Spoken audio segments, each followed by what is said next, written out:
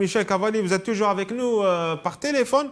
Coach, on était mené à la mi-temps 1-0. Si vous étiez entraîneur, qu'est-ce que vous auriez changé à la mi-temps, coach? Bah, moi, tout de suite, Mahrez, d'entrée. Oui. Ça, c'était la première chose. Oui. Mahrez d'entrée, j'aurais changé tactiquement. Je serais passé à 3 dans l'axe de suite Oui. pour ne pas prendre un deuxième but.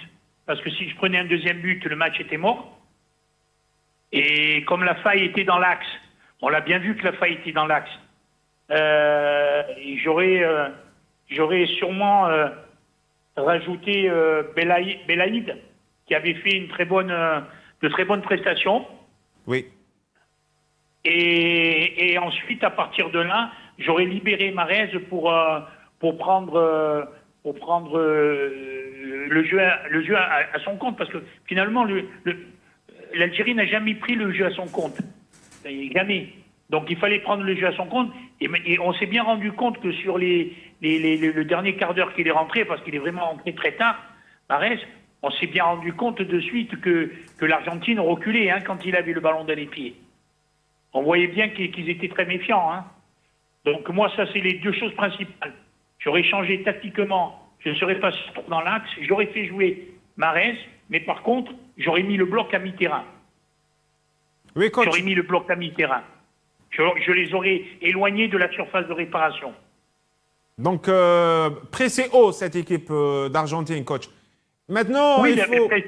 pressé haut, mais attention, pressé haut, mais avec un travail de préparation. Pressé haut avec des déclenchements, avec des courses d'un bloc entier, pas des courses les uns après les autres. C'est les uns en même temps que les autres.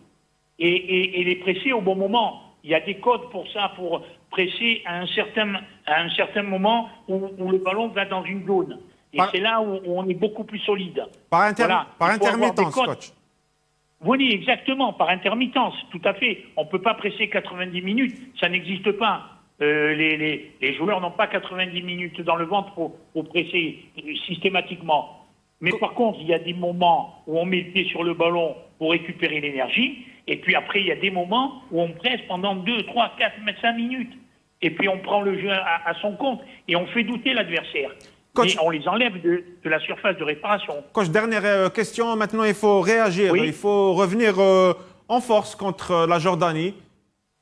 Eh bien, écoutez, moi, je vais vous expliquer une chose, vite fait. Il faut redonner aux joueurs la confiance qu'ils avaient avant ça. Il faut leur redonner leur jeu, le jeu qu'ils connaissent très bien. Il faut mettre beaucoup plus de rigueur. Il faut surtout leur dire qu'ils ont la chance de faire une Coupe du Monde, mais en même temps qu'ils ont tout un peuple derrière eux qui attendent beaucoup de choses, et savoir prendre ses responsabilités. Voilà, la qualité des joueurs est liée. Vous vous rendez compte un petit peu, la plupart des joueurs dans les clubs où ils jouent en Europe et dans le monde entier, c'est extraordinaire. Oui, et coach. il faut croire davantage à tout ça. Voilà, et avant de vous quitter, oui. J'aimerais, parce que l'occasion m'en est proposé par rapport à ce match de l'Argentine. On en a tellement parlé de ce match d'Argentine que nous avions fait à l'époque, etc., etc. Et j'avais dit aux joueurs à la fin du match, vous vous rendez pas compte de ce que vous venez de faire. Vous avez marqué l'histoire du football algérien. Et vous verrez que ça sera ça qui relancera le football. Et c'est ce qui était arrivé. Et aujourd'hui, il faut les féliciter. Il faut les féliciter. Je suis d'accord avec vous. Avec les moyens que nous avions à l'époque, ils avaient véritablement fait honneur au peuple algérien.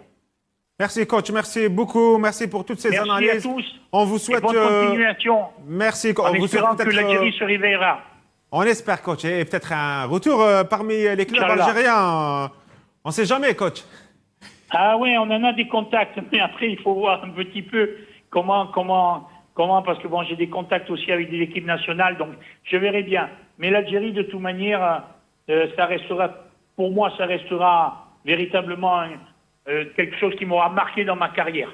On vous souhaite le meilleur pour votre carrière. Merci encore une fois. Et moi aussi, je souhaite le meilleur au Fennec. Merci, coach. Merci encore une fois.